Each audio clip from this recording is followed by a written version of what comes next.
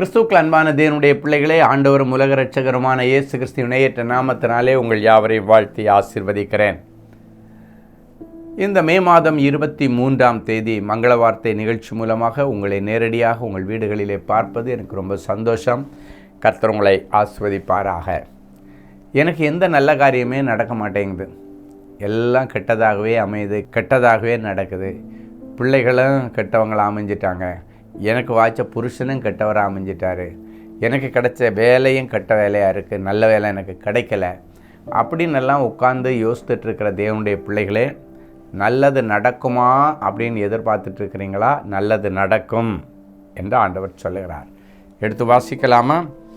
புலம்பலின் புஸ்தகம் 3ஆம் அதிகாரம் 25வது வசனம் இப்படியாய் சொல்கிறது: தமக்கு காத்திருக்கிறவர்களுக்கும் தம்மை தேடுகிற ஆத்துமாவுக்கும் கர்த்தர் நல்லவர் என்று சொல்லப்பட்டிருக்கிறது.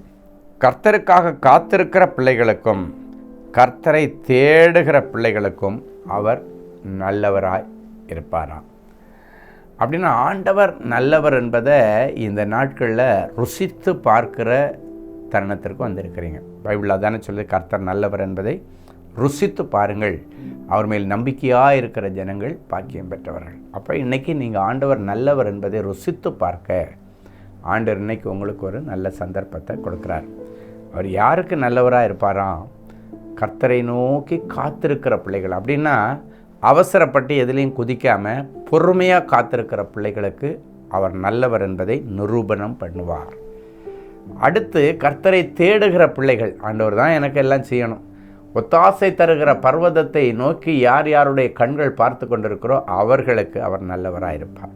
அப்படின்னா நீடிய பொறுமை, ஆண்டவரை தேடுகிற அனுபவம், அப்படின்னா ஜெபம், இது ரெண்டும் இருந்ததுன்னா ஆண்டவர் நல்லவர் என்பதை நீங்கள் டேஸ்ட் பண்ணும்படிக்கு ஆண்டவர் உங்களுக்கு அதிசயங்களை காணப்படுவார்.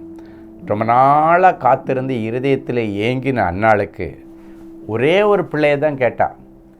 ரொம்ப வேதனையோடு இருந்தா, ஒரே ஒரு பிள்ளையை தாங்கன்னு கேட்டா. ஆனால் ஆண்டவர் பிள்ளைகளை கொடுத்தார், 7 பிள்ளைகளை கொடுத்தார்.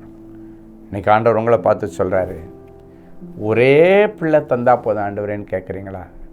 கவலைப்படாதீங்க, ஆண்டவர் பிள்ளைகளே உங்களுக்கு கொடுத்து உங்களை கனம் பண்ணுவார். அவள் பொறுமையாக காத்திருந்தா, ரொம்ப நாள் காத்திருந்தா, ரொம்ப வருஷம் காத்திருந்தா, அவமானத்தின் மத்தியிலே காத்திருந்தா.